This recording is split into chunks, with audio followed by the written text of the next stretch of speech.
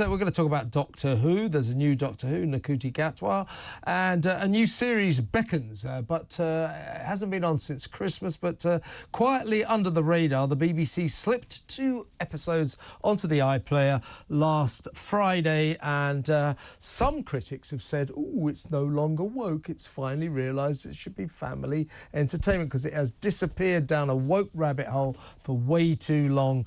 It's just a gender fluid identity politics nightmare, but they say now it's got back to family values. Let's find out whether that's true. Let's talk to the Sun's great TV critic, Ali Ross. Hey, Ali. Hey, Kevin. I've missed you. Where have you been? Yeah, well, yeah, you too. We must talk. Don't leave me like this again. I won't, mate. I won't. I want you on this show as much as humanly possible, but we'll talk. Thank you for coming on tonight. Now, before we embark on this no doubt enlightening conversation, let's remind ourselves of what Doctor Who has become. Take it away, Doc. Henry, get away from him. Them. What? Me. What? I'm them. You're who? You're who? Nice to see you again, kiddo. You know each other. That's my daddy. Yeah, you have to. That's something to do with the pronoun they instead of she or he or whatever he's supposed to be. That's Doctor Who for you, and it has been like that, has it not, for quite a number of years. Have you seen these new episodes? I have.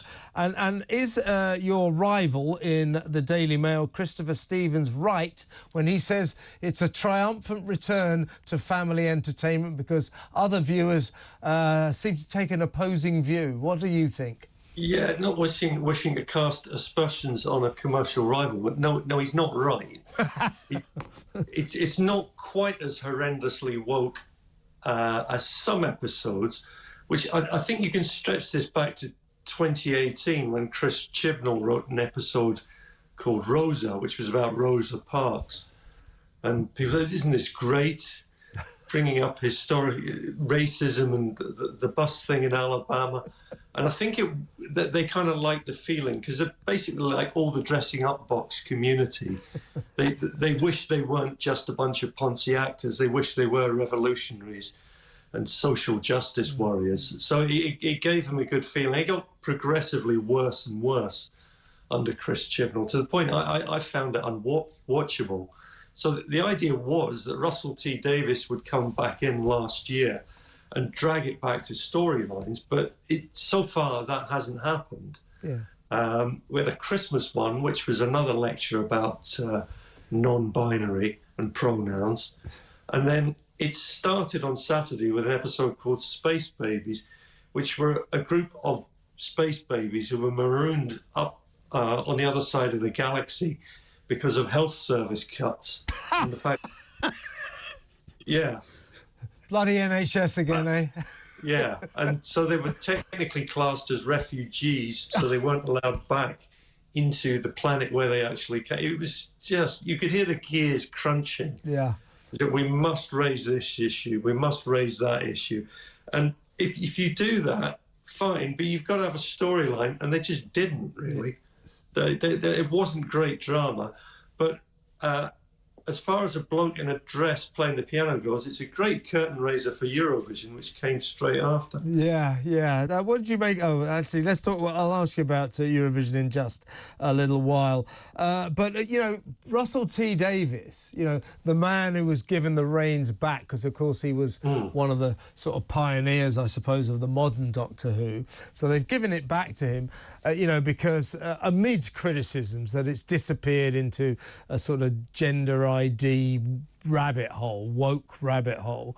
I mean, he's not exactly unwoke himself, Russell T Davies. Far from it, no. The first glimpse we got of the new Russell T Davies Doctor Who was, I think it was a Children in Need sketch involving Davros, the creator of the Daleks. And suddenly, instead of being this monster, seated monster in this sort of half Dalek costume, he was just running around like Norman Wisdom. He was just an old guy in a black suit. Russell T Davies' explanation being that it would stereotype disabled people if Davros was seated. And this was, in fact, a wheelchair not a Dalek costume. What a betrayal! What a betrayal! You sacrificed one of the great monsters in Doctor Who history for a bit of virtue signalling. Yeah, I mean, that's a betrayal of the viewers. You know, Davros goes back to my childhood, and that's a long, long time, as you know. What was William Hartnell like as the Doctor, Ken? Yeah, well, you know, I'll let you know. Actually, I think I do remember William Hartnell. Because my parents banned me from watching Doctor Who because it was too frightening. They soon realised it wasn't all that frightening. But, you know, to suddenly say that Davros isn't in that strange, kind of cool little Dalek-y wheelchair, you know, it betrays generations of Doctor Who fans. Oh, why? Oh, because you can't associate disability with being evil. Why not? Yeah, no one had associated it with being evil. I'd never even thought about it. Nor had I, yeah. I saw this upright Davros tottering around, looking just, for use of one word, camp. And that's not what you want. As kids love being frightened. It should be a rite of passage that you hide behind the sofa watching Doctor Who.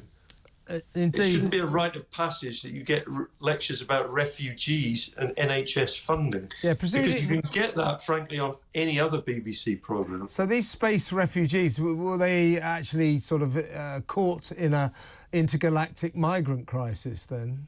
Exactly that, yeah. It's so crazy. It's staggering. I'm surprised at the Daily Mail saying it enjoyed this. I think they thought of the angle. They thought, oh, that would be a good angle. And so they said to Christopher Stevens, hey, Chris, make it happen. But as I say, you're not the... I've seen other comments saying, what's he talking about? It was, somebody said, it's like a woke children's show. And that, lest we forget... After all these years, Doctor Who is supposed to be a children's show. So my question to you, Ali, is how did it become this sort of vector for all this wokery, this kind of gender identity politics? How did it become that? Well, I think the whole BBC, the whole of the BBC has been consumed by this. We could take any programme that's currently on, pretty much, and say, well, look, it's happened here as well. The One Show, for instance. The One Show used to be offbeat, wacky, and a laugh. And now it's pretty much one solid lecture. Unless you're on to talk about race, sexism, refugees, mental health crisis, you probably won't get anywhere near the One Show anymore. It's a drag. Yeah. So it's not just Doctor Who. This is the whole cut and paste culture that's going on at the BBC, which is the reason why its figures are dropping in so many different areas.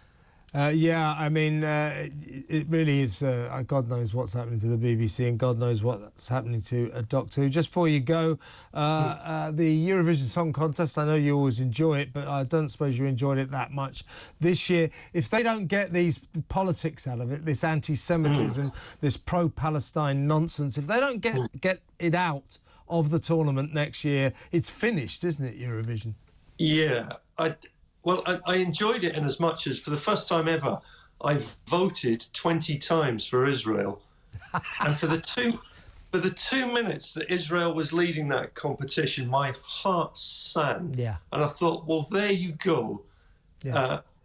If you were to watch the BBC News, read a lot of news or a lot of other newspapers, you might think that this pro-Palestinian cause is some great popular uprising. It's not. They just make the most noise. Yeah, yeah. And the people... Israel has a lot of friends and a lot of people who love that country and think that 20-year-old girl who got up there in the face of death threats and intimidation, she is a damn hero. Yeah, Aidan Golland, here's to her. And here's to the great British public, including you, Ali, who, after the various national professional judges hated Israel, 52 points between them. The British public gave them, or the public around Europe gave her 333 points, and vaulting her to number 5 in the contest over that pro-Palestinian fanatic from Ireland, Bambi Thug. And it's worth pointing out the Irish people also gave 10 marks to Israel. Yeah. So she is not part of any great movement in Ireland as well. I know where the Irish people's sympathies were on Saturday. Yeah, and you're right. Eden Gollan is a hero. Good for Absolutely. her. And as you say, Ali, some of us still stand with Israel. Good to talk to you, mate. Come on again soon. I'm going to be ringing you. Watch out. Ali Ross, the brilliant TV critic.